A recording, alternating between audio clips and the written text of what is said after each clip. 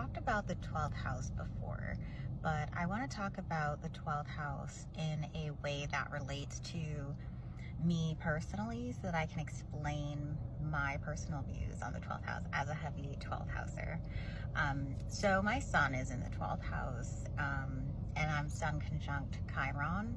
So my kind of focus in life is kind of self inspection, because Chiron is the wounded healer, and he has to he experiences wounds, but he couldn't heal himself, so he was like teaching everyone else and sharing what he knew to try and like kind of help heal others, but he couldn't heal himself. So, and anyways, the 12th house is it's the house of isolation, the house of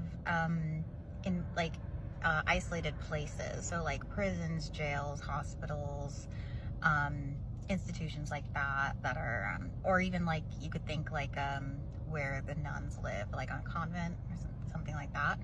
And it's the house of the collective unconscious, and it relates with Neptune, which is the planet of like mysticism.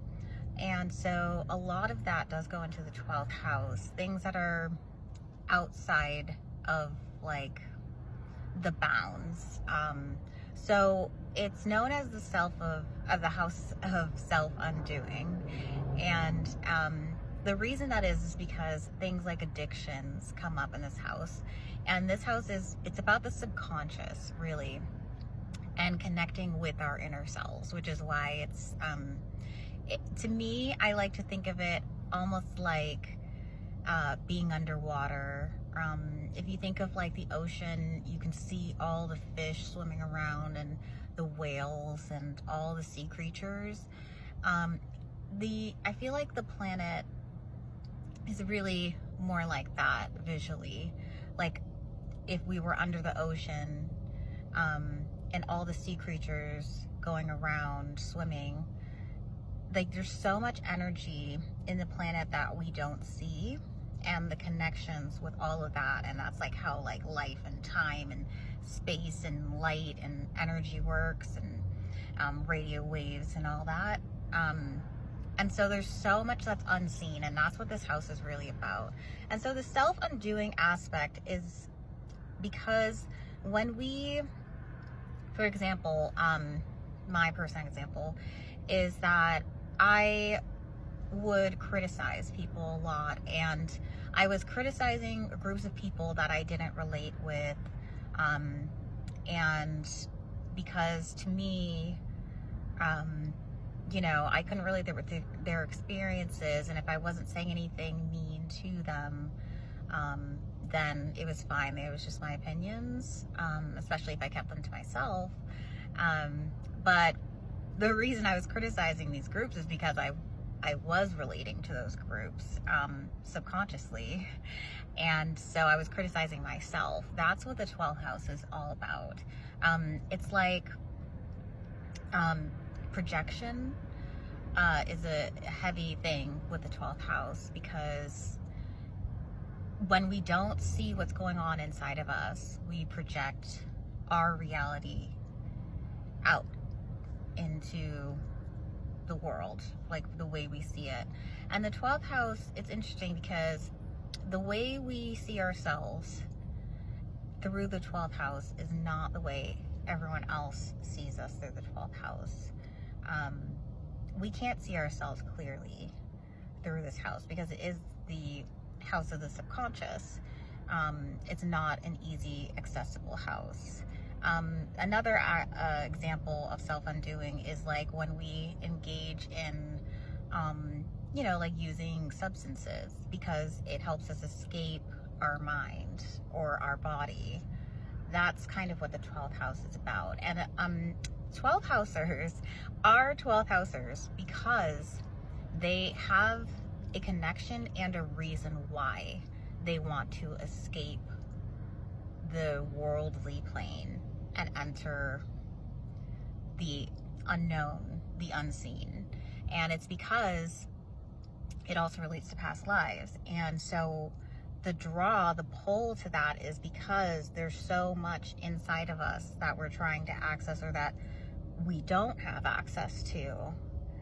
And I mean, if you think about it, we could have like hundreds of past lives, and that's so many experiences that our brain in this world couldn't like handle all of that knowledge. Because through my studies, what I've seen is that I believe that people have so many past lives that, and we interact with a lot of the same people every time, that if we were aware of all of these past lives, we would be so uncomfortable with the people around us that we interact with, because we've experienced these people in so many different versions of themselves and relationships with us.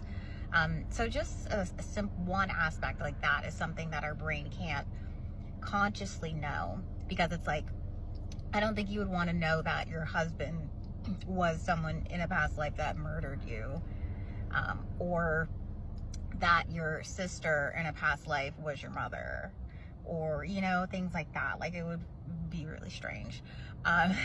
So, yeah, when you have placements in the 12th house, it's because that placement wants to specially access information such as that, because we need all of those past life experiences so that our soul from each life evolves and changes a bit, and so that we can go through the experiences as a different person every time.